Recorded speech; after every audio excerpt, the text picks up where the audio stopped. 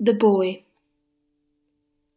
5 streets to the north, a white-haired 18-year-old German private named Wagner Pfennig wakes to a faint staccato hum, little more than a purr, flies tapping at a far-off window pane. Where is he? The sweet, slightly chemical scent of gun oil, the raw wood of newly constructed shell crate, the mothballed odor of old bedspreads. He's in the hotel, of course, l'Hôtel des Abeilles, the hotel of bees. Still night, still early. From the direction of the sea come whistles and booms. Flak is going up. An anti-air corporal hurries down the corridor, heading for the stairwell. "Get to the cellar," he calls over his shoulder, and Wagner switches on his field light, rolls his blanket into his duffel, and starts down the hall. Not so long ago, the Hotel of Bees was a cheerful address, with bright blue shutters on its facade and oysters on ice in its café, and Breton waiters in bow ties polishing glasses behind its bar. It offered 21 guest rooms, commanding sea views, and a lobby fireplace as big as a truck. Parisians on weekend holidays will drink aperitifs here, and before them the occasional emissary from the Republic, ministers and vice-ministers and abbots and admirals, and in the centuries before them, wine-burned corsairs, killers, plunderers, raisers, seamen.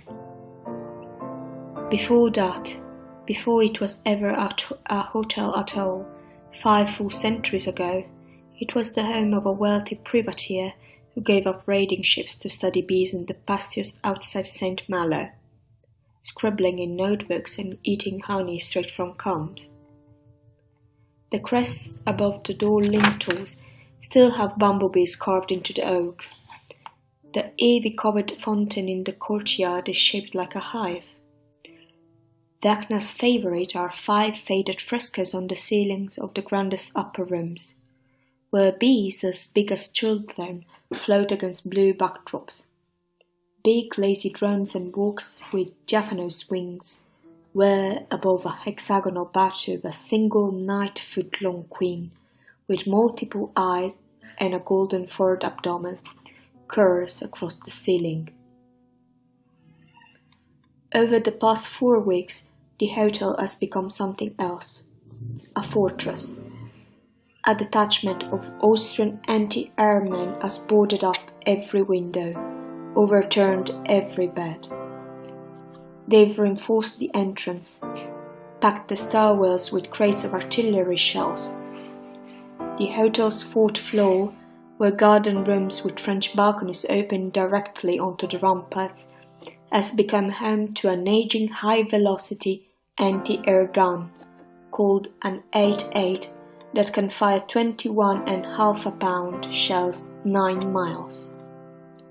Her Majesty, the Austrians call their cannon, and for the past week these men have tended to it the way worker bees might tend to a queen.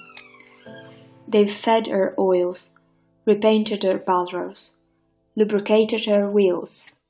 They've arranged sandbags at her feet like offerings. The royal hacked act, a deathly monarch meant to protect them all. Wagner is in the stairwell, halfway to the ground floor when the 8.8 fires twice in quick succession. It's the first time he saw the gun at such close range, and it sounds as if the top half of the hotel has torn off. He stumbles and throws his arms over his ears. The walls reverberate all the way down into the foundation, then back up. Wagner can hear the Austrians 2 floors up scrambling, reloading, and the receding screams of both shells as they hurtle above the ocean, already 2 or 3 miles away. One of the soldiers, he realizes, is singing. Or maybe it is more than one. Maybe they are all singing. 8 Luftwaffe men, none of whom will survive the hour, singing a love song to their queen.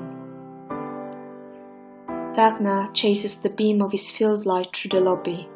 The big gun detonates a third time, and glass shatters somewhere close by, and turrets of soot rattle down the chimney, and the walls of the hotel toll like a struck bell. Wagner worries that the sound will knock the teeth from his gums. He drags open the cellar door and pauses a moment, busy in swimming. "This is it?" he asks. "They're really coming." But who is there to answer?